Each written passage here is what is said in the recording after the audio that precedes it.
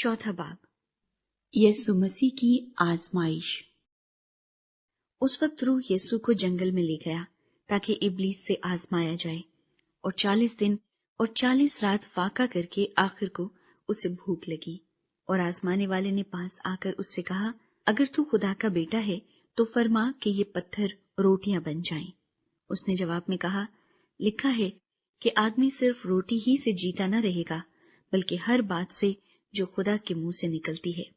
तब इब्लीस उसे मुकद्दस शहर में ले गया और हैकल के कुंगरे पर खड़ा करके उससे कहा कि अगर तू खुदा का बेटा है तो अपने तई नीचे गिरा दे, क्योंकि लिखा है कि वो तेरी बाबत अपने फरिश्तों को हुक्म देगा और वो तुझे हाथों पर उठा लेंगे, ऐसा न हो कि तेरे पांव को पत्थर से ठेस लगे। यीशु ने उससे कहा, ये भी लिखा है कि तू खुदावंद अपनी खुदा की आजमाइश ना कर। फिर इब्लीस उसे एक बहुत ऊंचे पहाड़ पर ले गया और दुनिया की सब सल्तनतें और उनकी शान और शौकत उसे दिखाई और उससे कहा, अगर तू झुककर मुझे सिजदा करे तो ये सब कुछ तुझे दे दूंगा।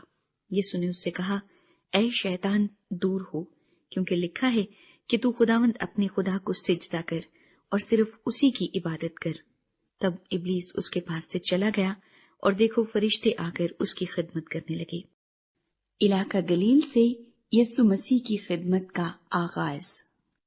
जब उसने सुना कि यूहन्ना पकड़वा दिया गया तो गलील को रवाना हुआ और नासरत को छोड़कर कफरनहूम में जा बसा, जो झील के किनारे ज़ुबूलून और नफ्ताली की सरहद पर है, ताकि जो यशायाह नबी की मार्फत कहा गया था वो पूरा हो कि ज़ुबूलून का इलाका और नफ्ताली का इलाका दरिया की राह यरदन के पार गैर कौमों की गलील, यानी जो लोग अंधेरे में बैठे थे उन्होंने बड़ी रोशनी देखी, और जो मौत के मुल्क और साए में बैठे थे उन पर रोशनी चमकी।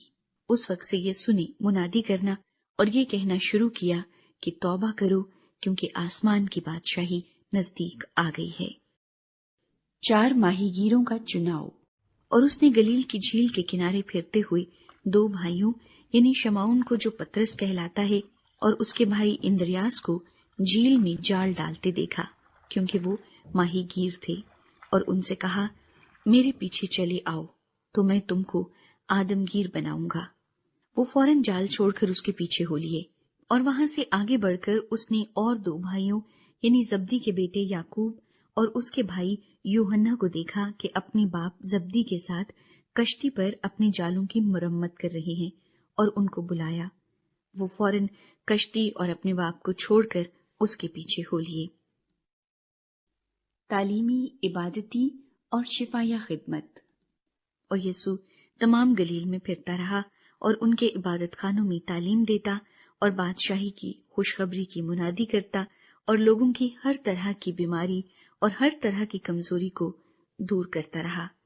और उसकी शोहरत तमाम सूरिया में फैल गई, और लोग सब बीमारों को, जो तरह तरह की बीमारियों और तकलीफों में गिरफ्तार थे, और उनको जिनमें बदरूही थी, और मिर्गी वालों और मफलूजों को उसके पास लाए, और उसने उनको अच्छा किया।